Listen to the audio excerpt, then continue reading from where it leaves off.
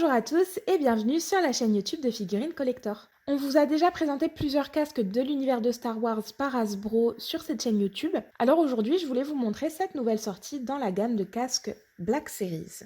Pour rappel, ce sont des casques majoritairement en PVC qui sont en taille réelle et que vous pouvez également porter en tant que pièce de cosplay. Certains sont pourvus d'un light-up, c'est le cas de ce casque-là. Aujourd'hui, donc, on va voir ce casque de l'armoreur ou l'armurière, mais ça rend vachement moins bien en français. Et c'est un membre très respecté de la tribu mandalorienne dans la série The Mandalorian. C'est un personnage secondaire qui s'est néanmoins démarqué des autres par son look particulier et qui est désormais devenu assez connu et apprécié des fans de l'univers. Je vous propose de déballer et de découvrir ce casque tout de suite pour voir s'il est à la hauteur de nos espérances.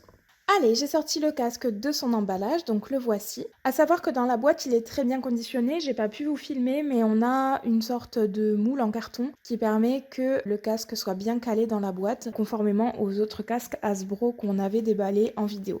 Je vais prendre tout de suite les mesures. En hauteur, on va atteindre les 28 cm. Et pour les autres dimensions, je vais retourner le casque de façon à ce qu'il soit bien calé ici. Pour la largeur, on va atteindre les 25 cm. Et pour la longueur, je vais la prendre juste là. On atteint les 30 cm.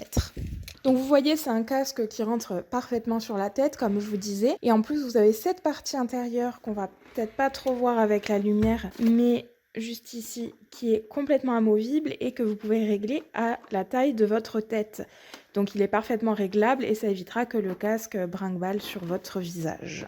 En termes de visuel, on reconnaît bien la forme du casque Mandalorian typique, avec donc la petite particulier de notre armurière, donc un casque doré avec ses petites cornes caractéristiques que je vous montre tout de suite. Donc on retrouve bien les deux grandes cornes de part et d'autre et les trois petites cornes sur le milieu du casque.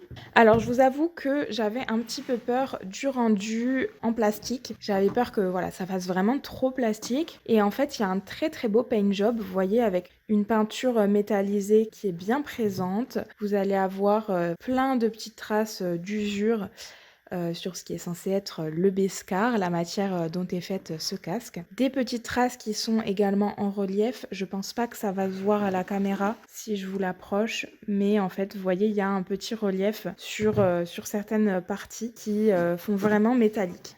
Je vous fais le tour que vous voyez de tous les côtés. Donc un casque très bien détaillé. Hop. Et on va avoir la partie donc juste ici qui va pouvoir se déclipser parce que comme je vous disais, on a donc un light-up qui est intégré à ce casque. Comme vous voyez, la partie pour cacher les piles, elle est très très discrète, comme d'habitude sur les casques Hasbro. Moi j'ai su où c'était grâce au petit livret qu'il y a de fourni dans la boîte. Et ici, il vous faudra vous munir d'un tournevis pour ouvrir cette partie-là et vous permettre de glisser une pile AAA qui n'est pas fourni dans la boîte, bien évidemment. Ça va vous permettre donc d'activer le light-up que j'ai déjà activé en appuyant par mégarde sur le petit bouton qui se trouve juste ici et qui vous permet d'éteindre et d'allumer. Vous voyez le light-up. Donc le light-up, il est essentiellement intérieur. Je pense pas que ça se voit beaucoup quand vous l'avez sur la tête, mais par contre, si vous décidez d'exposer ce casque, ça va effectivement se voir en reflet sur l'avant du casque à travers ce plexiglas là et ça va vraiment donner un effet de casque un petit peu possédé, vous voyez, je sais pas trop comment vous expliquer ça. Ici il est activé mais ça se voit pas parce que j'ai la lumière, donc je vais éteindre et vous montrer ce que ça donne. Bien, c'est assez dur de trouver une lumière un peu tamisée où je peux vous montrer le light-up, mais du coup, on va essayer quand même de voir si ça rend quelque chose en vidéo. Ici, vous avez donc notre casque qui est éteint et je viens activer le light-up.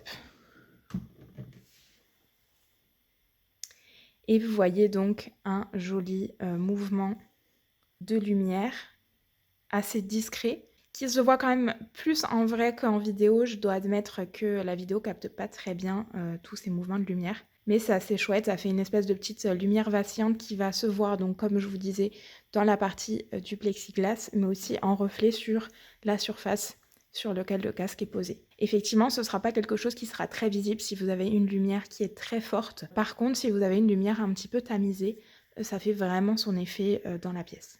On a donc fait le tour des caractéristiques de ce produit. J'espère que vous avez apprécié le découvrir avec moi. Si jamais vous êtes intéressé par ce casque, n'hésitez pas à aller voir dans la description. Vous trouverez le lien vers ce produit pour pouvoir le commander. En attendant, n'oubliez pas de liker, de commenter cette vidéo et aussi de vous abonner à notre chaîne YouTube si ce n'est pas déjà fait. Moi, je vais vous laisser là avec, comme d'habitude, le petit aperçu sur la base rotative.